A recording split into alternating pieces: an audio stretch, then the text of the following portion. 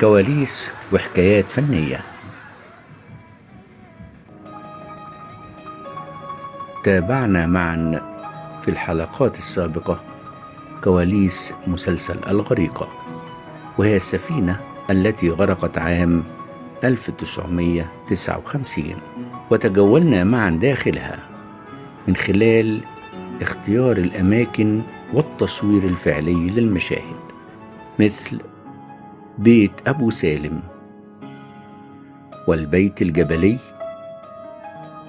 والطبيعة الجبلية والسهول والوديان.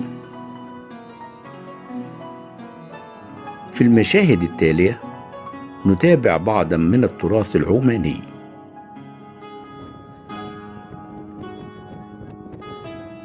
وهو جمع اللبان وكيفية استخراجه من الأشجار، وفن النانا والذي يعد من الفنون المغناة في جبل ظفار.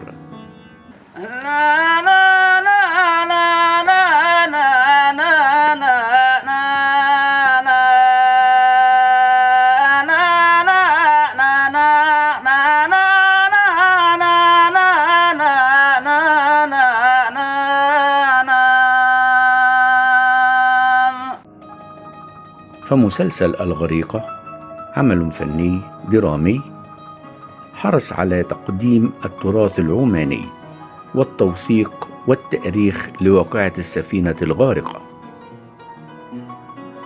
لذا ففي مشاهد المسلسل أظهر المخرج الكثير من حياة العماني، سواء أهل الحضر أو الجبال، وكيفية معيشتهم وبيئتهم وفنهم في ذلك الوقت. يلا 5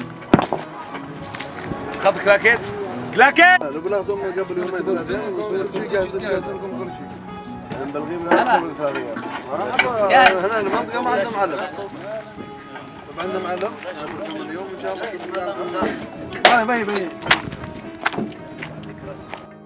ومن التراث العماني طريقة استخراج اللبان من الأشجار، ويسمونه ذهب عمان الأبيض، وقد استعنا بالخبراء من جامع اللبان حتى نستطيع إخراج المشهد على الوجه المطلوب.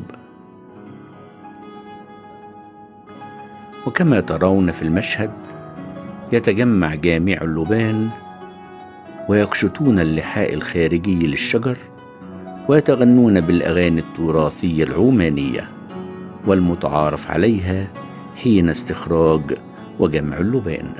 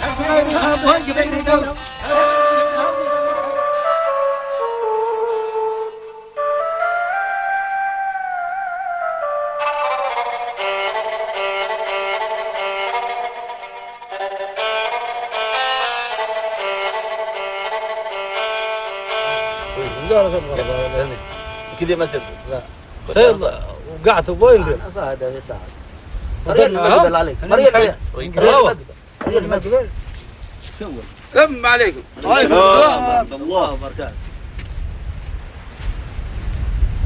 لا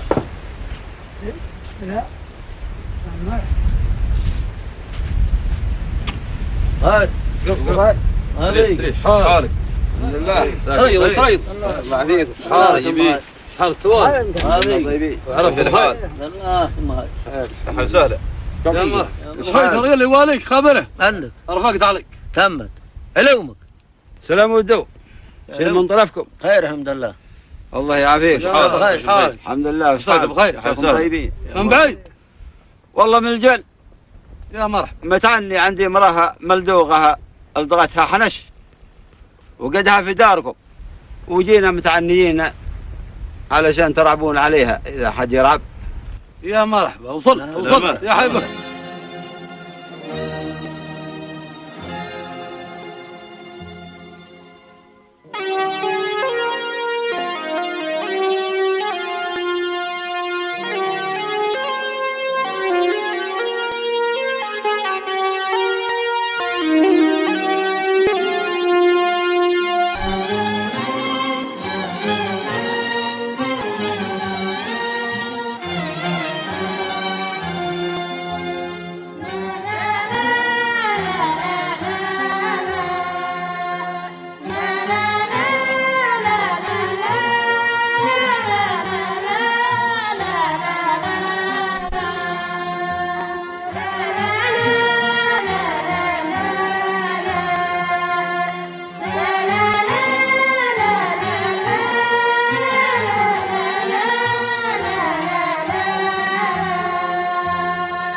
ومن التراث العماني أيضا وخاصة في جبال ظفار فن النانا، وتنتمي إليه كل أغراض الشعر من فخر ومدح ورثاء وغيره،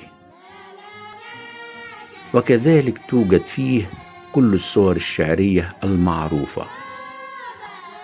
وما يميزه عن الشعر العربي هو قصر أبياته، حيث يستطيع الشاعر بواسطته أن يغلق موضوعه الشعري بعد قليل من الأبيات، وهذا ما يدل على براعة الشاعر وتمكنه من نظم المفردات.